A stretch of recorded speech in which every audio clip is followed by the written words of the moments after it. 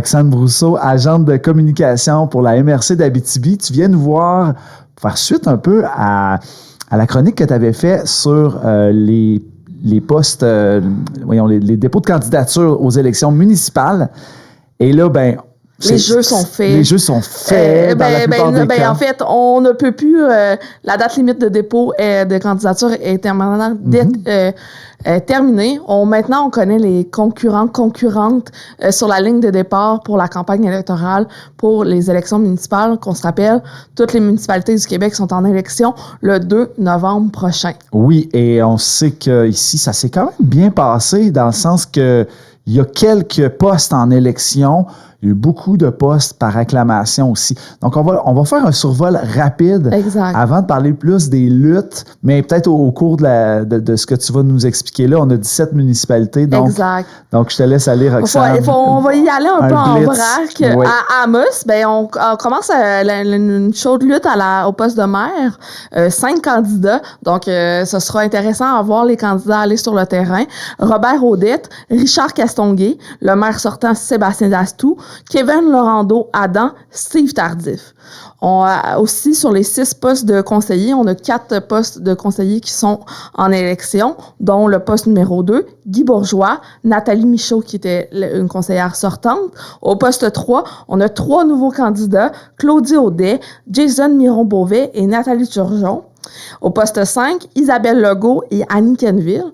Et le poste numéro 6, vu que Amos et Saint-Félix se sont fusionnés, donc dans l'entente de fusion, il y a un poste réservé à un citoyen de Saint-Félix pour cette élection-ci. Donc, les candidats devaient être du quartier Saint-Félix, Félix Labrec, Annick Pelletier et Éloi Rioux qui sont sur la ligne de départ.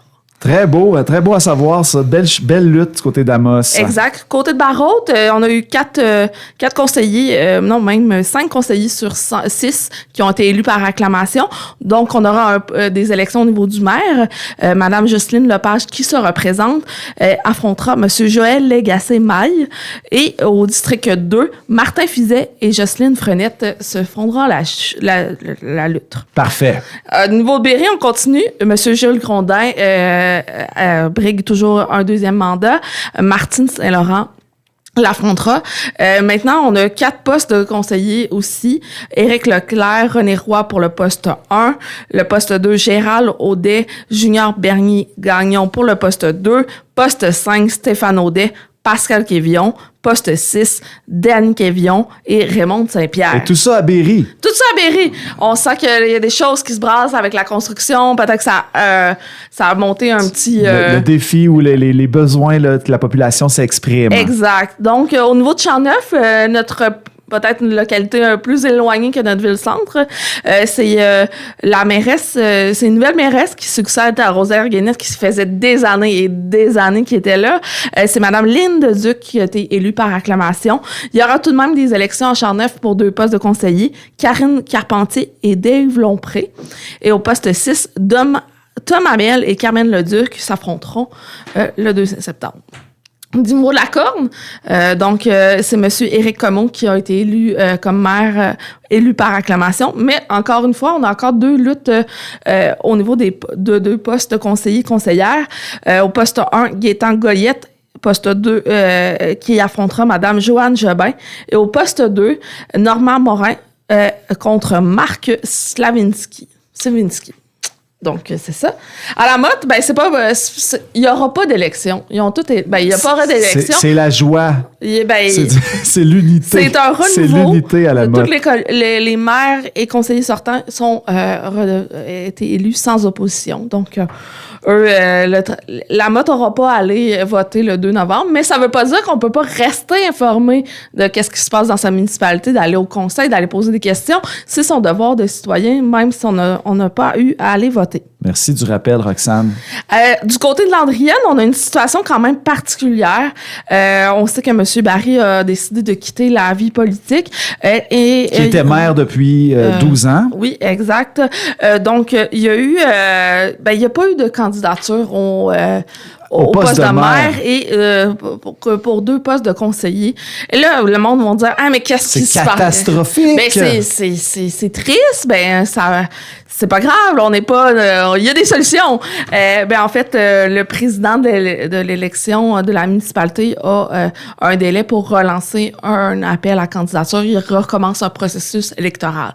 Donc, les gens dans Landrienne n'iront pas voter le 2 novembre, mais devront aller voter lors d'une élection dite partielle. Bon, ben oui. Puis là, pour ça prend des candidats. Exact. Donc, ce sera le temps de mobiliser les gens de Landrienne. Petite question comme ça, est-ce que c'est possible qu'un candidat soit élu par acclamation le 2 novembre? Non, c'est-à-dire lors de cette prochaine élection-là? Oui, au prochain processus électoral, s'il y a un seul candidat qui se porte candidat, ben, il sera élu sans opposition. D'accord.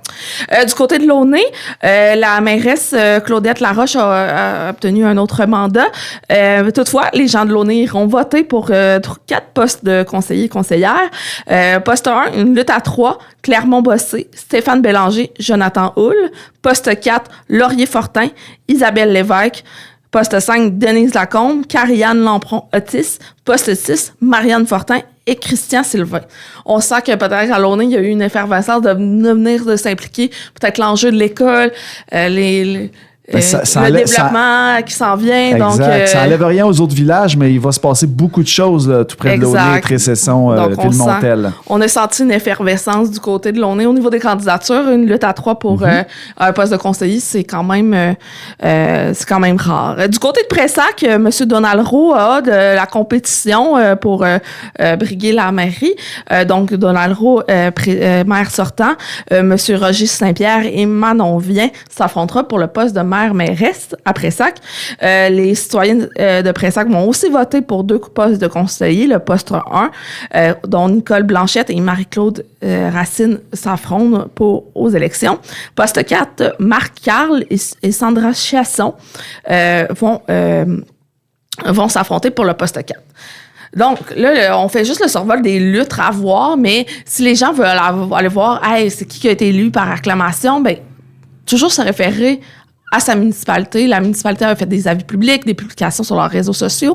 Ou sinon, vous pouvez aller voir électionquebec.qc.ca. C'est vraiment la mine d'informations où tout se trouve. Absolument. Et là, Roxane Brousseau, tu as nommé plein de noms. D'ailleurs, je salue les gens qui se sont présentés et qui sont en élection présentement ou qui ont été élus. Félicitations. Mais il en reste encore. Il en reste. T'as pas fini? Ben non, on a 17 municipalités. Okay. Je les ai pas comptées, là. C'est ça la beauté de la MRC d'Abitibi. On est une grande MRC. Saint-Dominique, M. Christian Legault était réélu sans opposition, tout comme les 6 postes de conseillers. À Sainte-Gertrude-Manville, le poste de maire et mairesse a 2 candidats. Une candidate, Dominique Michaud et Alain Brousseau. Et il y aura une lutte au poste 5, Amélie Grenier-Rouleau versus Gilles Proulx pour le poste 5. À Saint-Marc-de-Figuerie, la majorité, le maire André Rio est de retour pour un 2e mandat. Toutefois, comme Landrienne a un poste de conseiller vacant, donc la période de candidature sera ouverte très bientôt, ou si ce n'est pas déjà fait, pour le poste de conseiller 4. Et finalement, à Saint-Mathieu-d'Arcana, il m'en reste 2. Saint-Mathieu-d'Arcana, il y aura une seule élection pour le poste 6 de conseiller. Madame Ève Gagné contre Michael Nadon, et c'est M. Sébastien Morin qui a été élu comme maire qui succède à Martin Roch. Et finalement, ma dernière et non la moindre, Tressesson, il y a 2 postes de conseillers vacants, donc encore là, les gens de Tressesson qui, s'ils veulent s'impliquer, rester à l'affût des prochaines périodes de mise en candidature, mais à la mairie, les gens auront à voter pour un choix pour leur maire, M. André Masson, Ghislain Nadeau et Martin Veilleux. Ben là, vous avez entendu beaucoup de noms. C'est toutes les luttes là, qui seront en cours dans les villes et villages de la MRC de l'Abitibi. Et vous allez voter dans votre village. Vous ne pouvez pas voter d'autres villages, évidemment. Mais comment... C'est bien beau tout ça, là, ces gens-là, beaucoup de noms. Je vous salue, je vous félicite de votre courage. Mais comment on fait pour mieux les connaître? Ben, en fait, c'est la responsabilité de chaque candidate de faire sa propre campagne, de rejoindre le plus possible les gens. Donc, c'est de se renseigner, de peut-être qu'ils vont faire du porte-à-porte, des publications sur les réseaux sociaux. Ils vont peut-être mettre des pancartes électorales avec un code QR pour leur plateforme, leurs idées. Est-ce qu'ils sont conseillés, eux, par vous, par exemple, la MRC d'Abitibi? Non, nous, on a un droit de réserve et peu importe. Mais est-ce que ça serait une bonne idée pour eux d'ouvrir une page Facebook professionnelle? C'est à chaque candidat Ben de oui. voir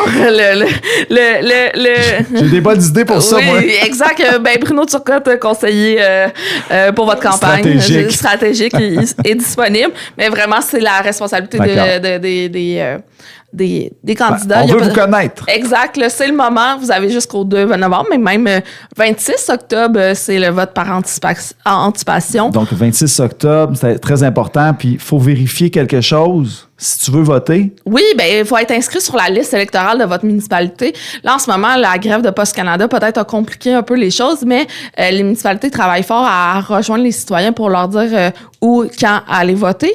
Donc, si vous avez déménagé récemment, peut-être que le changement d'adresse n'a pas été fait dans la liste électorale. Vous avez deux manières. La meilleure manière, c'est d'appeler directement au bureau des municipalités, contacter le présidente d'élection, qui est souvent le directeur général des municipalités, et il valider l'information. Tu veux dire, mettons, moi, là, je suis à Ville-d'Amos, oui. J'appelle le directeur général de la Ville-d'Amos. Ben, le directeur d'élection, dans le cas de la Ville-d'Amos, c'est pas monsieur Patrick Rodrigue, mais il y a tout ça. On appelle la ville. Exact. Bon, parfait. Et vous devez aller vous inscrire pendant les heures qu'ils appellent ça la commission de révision de la liste électorale. Et ça, c'est propre à chacun. Il y a différentes heures d'ouverture. Donc, vraiment se référer à sa municipalité pour aller s'inscrire sur sa liste électorale. Puis, tout ce qu'il vous faut, ben, c'est bien sûr d'avoir 18 ans et d'être résident dans la municipalité, puis de présenter 2 pièces d'identité. Donc, une doit contenir votre nom et votre date de naissance, donc passeport canadien, carte d'assurance maladie, certificat de citoyenneté, certificat de naissance, et une autre qui doit avoir une pièce d'identité qui doit avoir votre nom et l'adresse de votre domicile actuel. Bien donc, entendu. votre permis de conduire, un relevé de compte, un bail, ça peut tout faire pour vous inscrire sur la liste électorale.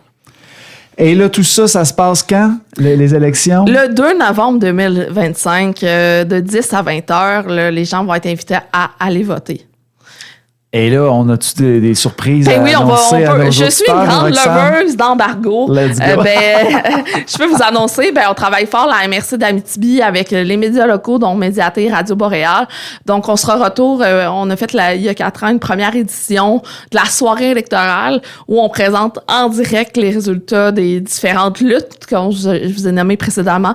Donc, on sera de retour le 2 novembre dès 19h30 sur les ondes de Médiaté, en audio sur les ondes de Radio Boréal, sur la page Facebook de la MRC, etc., pour vous informer des résultats de nos élections municipales. C'est génial. Et tu reviendras nous voir aussi avant le 2 novembre, Roxane Brousseau. Bien sûr. Merci d'avoir été là ce matin. Ça fait plaisir.